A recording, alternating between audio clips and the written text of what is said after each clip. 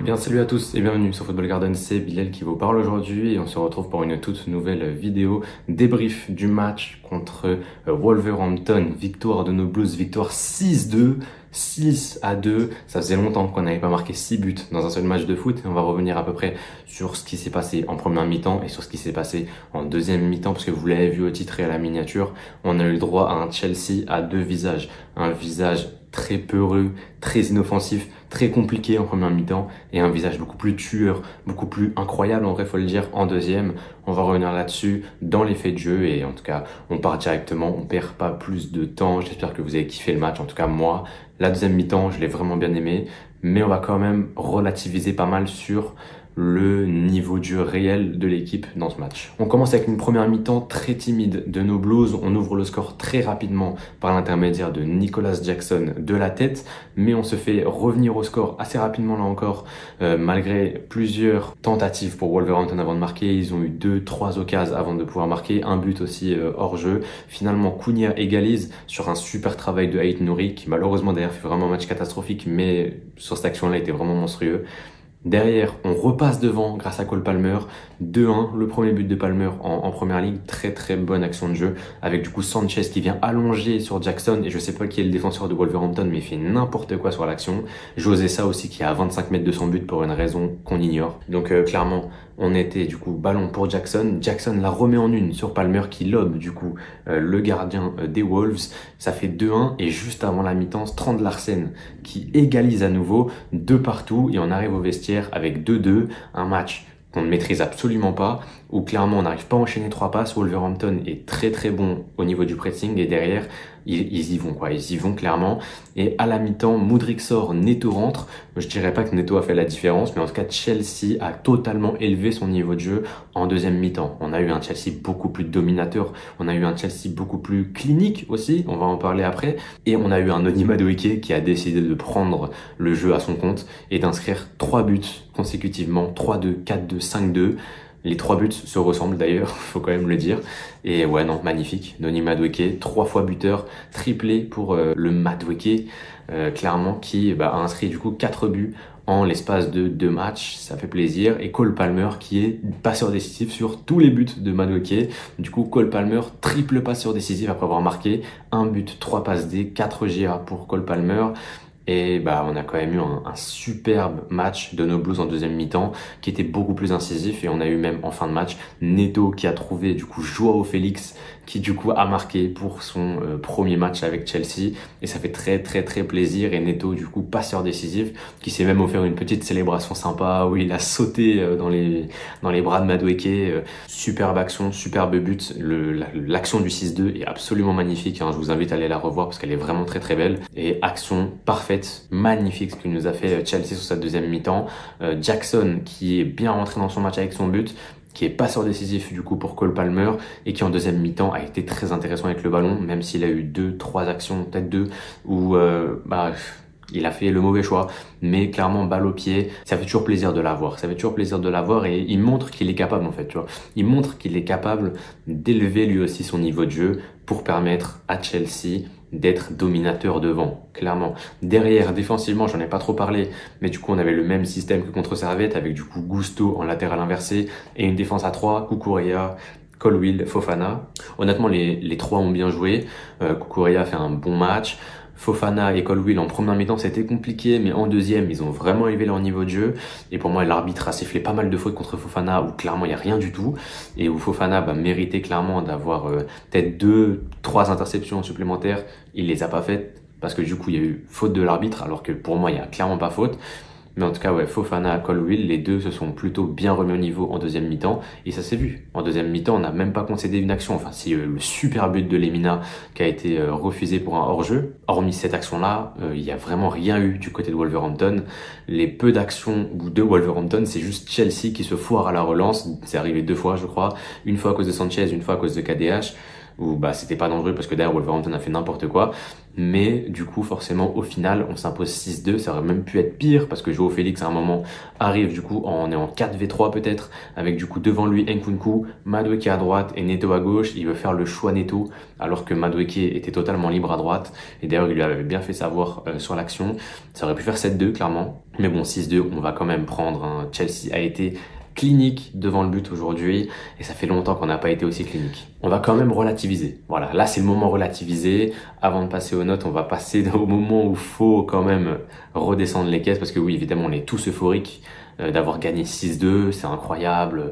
On a mis plus 4. Au niveau de la différence de but, ça nous met plutôt bien parce que du coup, on repasse dans le positif. Bon, déjà, premier point négatif, on a pris 2 buts. Encore une fois, ça fait 4 buts encaissés en 2 matchs de championnat. Du coup, toujours pas de clean sheet pour Robert Sanchez.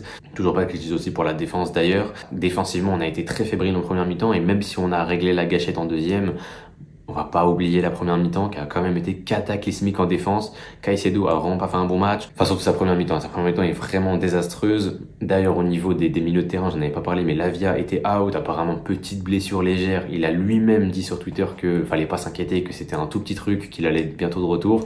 Donc, on espère le voir jeudi contre Servette, du coup, forcément. Mais voilà, Caicedo a vraiment pas fait un bon match. Il sort sur blessure. On espère quand même que c'est pas très grave pour Caicedo. Sinon, on peut aussi parler du match de Enzo. Voilà, je vais pas le noter, je vais pas trop en parler, mais Enzo fait relativement un bon match. Quand il était placé haut sur le terrain, c'était pas ouf, mais quand il était plus bas, ça allait beaucoup mieux. Donc voilà, ça c'était au niveau de Enzo. Et du coup, dernier point où je voulais relativiser, parce que c'est vrai qu'on était dans le moment relativisé. Dernier point où il fallait relativiser, c'est au niveau des XG. Voilà, si tu regardes les expected goals, Wolverhampton a plus de expected goals que Chelsea. Wolverhampton finit à 1,65, Chelsea finit genre à 1,25 peut-être, ou 1,23, et on met 6 buts. Donc ouais, sur 1,2 XG, on a mis 6 buts. Donc c'est très bien, mais à la fois beaucoup moins, parce que ça veut dire que Chelsea s'est procuré assez peu d'occasions en réalité quand on regarde. Donc ouais, ça c'est un point négatif quand même. Ça veut dire que même si on a été clinique, imaginons qu'on ne l'avait pas été, on n'avait pas eu assez d'occasions peut-être pour ne serait-ce qu'égaliser à 1 partout ou même à 2-2. Si voilà, imaginons qu'on avait été moins clinique, on aurait mis que 1 ou 2 buts sur les actions qu'on a eues, bah, le match aurait fini à 2-1 ou 2-2 et c'était pas un scandale. Voilà. Donc c'est quand même un point négatif. Il faut quand même revenir sur ça et relativiser. Le match est bien, le match est rassurant par rapport à ce qu'on avait contre Servette, mais soyons quand même francs, il y a encore un peu de boulot au niveau offensif. Peut-être qu'il va falloir être beaucoup plus offensif, beaucoup plus dans la création d'occasions, parce qu'on en a beaucoup moins eu. Du coup, forcément, le but de Palmer, c'est un but de loin. Le but de Jackson, c'est un peu un cafouillage où il reprend de la tête. Les 3 buts de Madueke sont assez beaux, le but de Félix aussi. Donc ça, c'est des actions où clairement, c'est possible de les rater en fait. Madueke a eu de la chance de mettre les 3. Félix a mis son but, c'était un très beau but, mais c'était un peu compliqué en vrai, il aurait pu la rater. Donc en soi, il faut se le dire, aujourd'hui, Chelsea gagne 6-2, c'est une victoire large, c'est une victoire magnifique. C'est une victoire importante, mais c'est à relativiser avec du coup forcément le fait qu'on n'ait pas eu beaucoup d'occasions, qu'on ne soit pas créé tant que ça d'occasions, et que Wolverhampton s'est créé plus d'occasions dangereuses que Chelsea dans le match. Donc voilà, c'était le seul point un petit peu négatif entre gros guillemets évidemment, et c'est le point à relativiser. On va passer aux notes maintenant. On commence avec Sanchez, 5 sur 10 pour lui. Je lui donne la moyenne parce qu'on a gagné, mais il prend quand même 2 buts. Il fait que 2 arrêts plus quelques erreurs au pied. Donc voilà, je peux pas lui mettre en dessous de 5, mais je peux pas lui mettre au-dessus non plus. Donc voilà, la moyenne tout pile pour Sanchez. La défense à 3 à Cucurella, Colwill, Fofana, 6 chacun. Voilà, comme je vous l'ai dit, ils ont pris la température en deuxième mi-temps, ils se sont adaptés, ils ont remonté un peu leur niveau de perf. Les 3 méritent d'avoir 6 sur 10, avec quand même une petite mention honorable à Colwill qui a fait un bon match. Voilà, il a fait un bon match, ça fait plaisir. Et mon Gava Fofana sur le côté qui est bien monté en puissance aussi au fur et à mesure du match. J'ai vu des gens l'incriminer sur le deuxième but, enfin faut quand même se le dire, ça va très vite. Il a même le temps de se retourner et de mettre son pied pour essayer d'intercepter le ballon, mais voilà, il peut pas faire mieux que ça, honnêtement il peut pas faire mieux. Donc ouais non, Fofana 6 aussi. Au milieu de terrain, Caicedo 4,5, une première mi-temps cata, une deuxième mi-temps un peu mieux et il sort sur blessure. Voilà, il a pas eu le temps de remonter à 5. Donc voilà, 4,5 pour Caicedo. Et à côté de lui, Gusto, 6 sur 10. Donc ouais, Gusto dans ce rôle de latéral inversé, j'aime pas trop. Maintenant, voilà, il a fait un bon match. Même si des fois, voilà, dans le dernier geste, j'ai trouvé un peu maladroit. Mais voilà, Gusto, 6 sur 10, c'est mérité. On passe à la ligne de 4 du coup devant. Avec du coup à gauche, Mudryk. Mudryk, c'est dur les amis. Mudryk, c'est dur. Je sais pas quoi faire avec Mudryk. Je sais pas quoi faire avec lui, honnêtement, sa première mi-temps. Parce qu'il sort à la mi-temps, mais ouais, c'est pas dingue, hein. C'est pas dingue, encore une fois, comme d'habitude. Il a rien fait en fait, clairement. Je lui ai mis 4, c'est peut-être un peu sévère, Mais ça fait chier Modric, clairement ça fait chier. Surtout quand tu vois que du coup le quatuor offensif avec Palmer, Madueke et Jackson, les trois ont été bons. Et t'as lui à côté qui fait pas le figure, clairement. Donc ouais non, compliqué pour Modric. Surtout que Neto rentre, Neto montre des belles choses. Passeur décisif en plus de ça. Donc tu vois clairement la diff. Et lui... lui c'est dur, lui c'est très dur. En tout cas ouais, Modric 4 sur 10, j'ai pas grand chose à dire. Il a rien montré de positif clairement. Et il sort à la mi-temps d'un match où il a rien fait. Donc bon, compliqué pour lui. On passe à côté de lui, Enzo pas noté. À côté du coup, Palmer 8,5. En première mi-temps, je l'ai trouvé très désorganisé. À droite, à gauche, dans l'axe. On savait pas trop où il était, où il allait se placer, etc. Palmer a quand même fait un bon match. 8,5, c'est une très bonne note, mais c'est très aidé par ses stats. Voilà. Un but, 3 passes D, t'es obligé de lui donner une bonne note, même si dans les faits, dans le jeu, Palmer fait pas un match exceptionnel. Clairement, s'il l'avait pas staté, il aurait probablement eu 5. Franchement, son match est plutôt moyen à Cole Palmer. Maintenant, il est triple passeur décisif, il marque un but. Je peux pas lui donner moins de 8, honnêtement déjà. Et 8,5 pour Cole Palmer. Au final, c'est mérité au niveau des stats, mais comme je vous l'ai dit, au niveau du jeu, au niveau de ce qu'il a montré sur le match, on n'est pas sur un match à 8,5, clairement. C'est les stats qui le sauvent. À côté, du coup, à droite, Madueke. Première mi-temps un peu en dents de scie pour Madueke et deuxième mi-temps où il était sur un nuage totalement. Triplé, quasiment quadruplé, il était pas loin. Sa frappe était pas passée loin. Je lui mets pas 10. Je mets pas 10. Voilà, je lui mets pas 10 parce que sa première mi-temps, voilà, je l'ai trouvé un peu moins bonne, un peu invisible. Maintenant, sa deuxième mi-temps est stratosphérique, clairement. Et il est pas loin du 10, mais je le mets pas. Je vais garder le 10 pour plus tard. Peut-être pour un autre match. Mais ouais, non, ça fait très plaisir de voir Madueke à ce niveau-là. 9,5, c'est une très bonne note. Pour Nonzino, le crack, évidemment, et qui prend déjà beaucoup de points. Il prend beaucoup de points à droite. Déjà qu'il n'y avait pas grand monde. Il n'y avait pas grand monde pour lui voler la vedette à droite. Là, il vient de prendre beaucoup de points et 9,5 c'est mérité clairement. Et on passe devant du coup avec Nico Jackson. Alors du coup avec Nico Jackson 8, très bon match de Nico. Un but, une passe D, un match plutôt complet.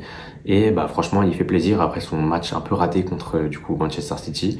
Il se rattrape et ça fait plaisir, ça fait très plaisir pour Nico. En attendant de voir si on prend un 9 ou pas, peut-être au Osimhen, peut-être pas, je sais pas. Bah Jackson montre qu'il est aussi là pour stater en PL. Un but, une passe D, ses premières stats en Première Ligue cette saison. Ça fait plaisir, on attend de voir du coup contre Servette s'il joue, probablement pas, ce sera probablement Goudiou. Sinon on verra contre Crystal Palace la semaine prochaine comment il va se débrouiller. On passe sur le banc, bon je vais pas noter Veiga et Nkunku qui sont rentrés un peu tard. Et du coup Neto, Félix, 6 chacun. Un bon match pour Neto, un bon match pour Félix, même si j'ai omis volontairement son erreur en fin de match parce qu'il y avait 6-2, à mon avis il voulait juste faire croquer son sable. Mais ouais non, 6 chacun. Neto a montré de belles choses, encore une fois, tu vois la diff avec Modric, côté gauche, c'est aberrant clairement. On voit un joueur qui tente, on voit un joueur qui réussit surtout, et bah clairement c'est un joueur qui est un peu plus en confiance que Modric, et ça passe des magnifiques, il sent le jeu, il sent Joao Félix qui arrive et lui fait une super passe dans le bon tempo, dans le bon timing, à la bonne puissance, et Félix derrière qui termine magnifiquement bien et qui commence sa saison de la meilleure des manières avec Chelsea.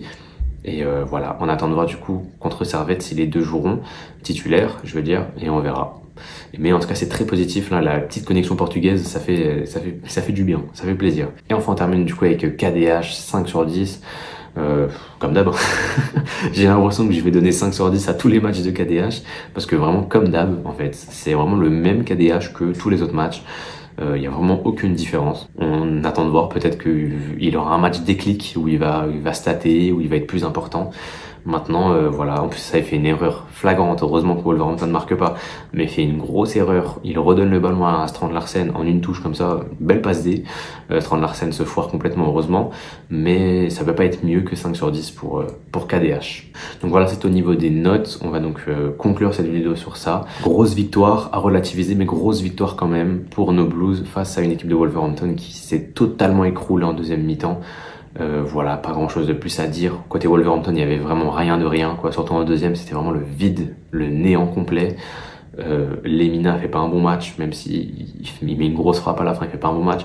Cunha invisible tout le long de la rencontre. Strand Larsen, pareil. Enfin, tout le long de la rencontre, j'abuse. Tout le long de la deuxième mi-temps, je veux dire.